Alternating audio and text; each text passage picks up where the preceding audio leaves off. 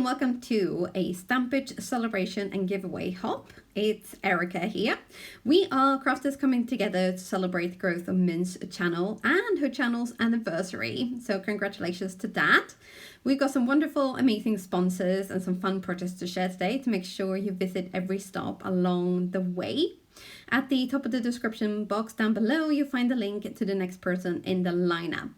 I'm just gonna quickly jump in here before I keep chatting about the actual hop. I have recently gotten a hold of this fantastic die from Pinkfresh Studios, and I will link that down below as well. I think it's called Color Block Stripes. And I'm also still completely obsessed with my colored card assortment from Concord and 9th. So I've used almost every single color in the pack, except for the neutrals, and I didn't have much of the purple left, so I think I only managed to get in maybe 5 strips of the purple.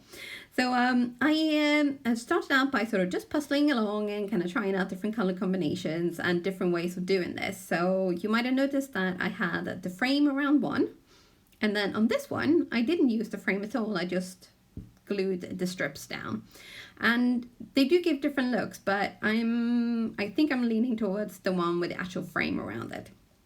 And once this is carrying on, because once I get on a roll, I tend to not be able to stop.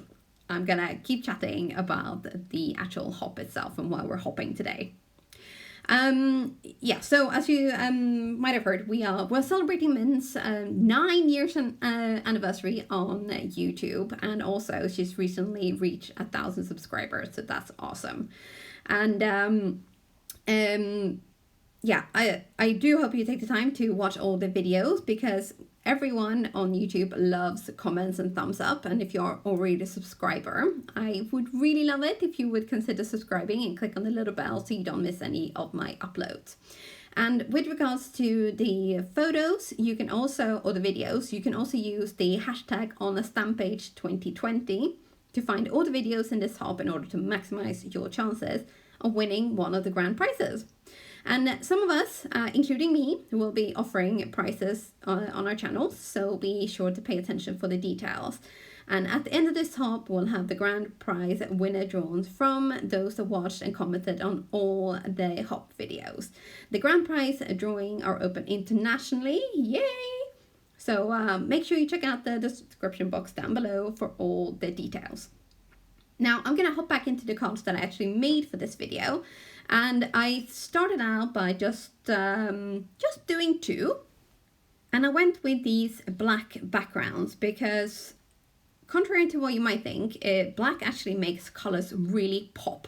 It's kind of one of those things where you think, but it's so dark, but it really just adds a little something.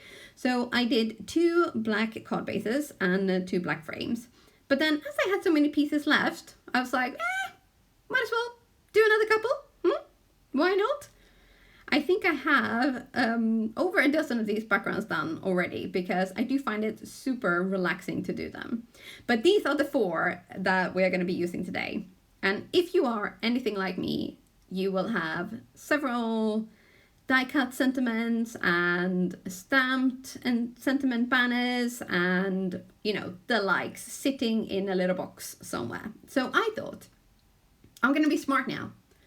And I'm going to be using up some of my little extra pieces here, because, you know, they're not going to do anything with themselves, are they? So but you know, me, here I am. I'm digging through my little box, and this is just one of 4. I have 4 of these boxes full of images, sentiments, and die cut shapes, and what have you. So it really is time to use some of them. And if you're anything like me, just do it. So I've kind of sort of cursory gone through here, quite a lot of them, and I'm just trying to kind of, without it going too willy-nilly and mismatched, I'm trying to find sentiments that will just go with the backgrounds and kind of not look too higgledy-piggledy. You know, we still want kind of like a cohesive look. So these are probably some of the ones that, well, these are some of the ones that I picked out, and I thought, okay, well, they're still kind of gonna pop against those colorful backgrounds, because that's another thing, you know, you don't want to spend all that time making a gorgeous background to like cover it up completely. But these are the ones that I picked out, and you might have noticed that I snuck in another background there because I found so many sentiments that I really liked and wanted to use. And so here we have all the ones that with all the sentiments added, but then of course I had to add a little something extra. So on this one, for instance, just added some little heart embellishments from Trinity Stamps in colors matching of where I ended up putting them on the card. On a happy birthday card, you cannot go wrong with a bit of bling, especially when it's kind of like a girly card. And I do like my sequins, I really do. I'm a sequinaholic.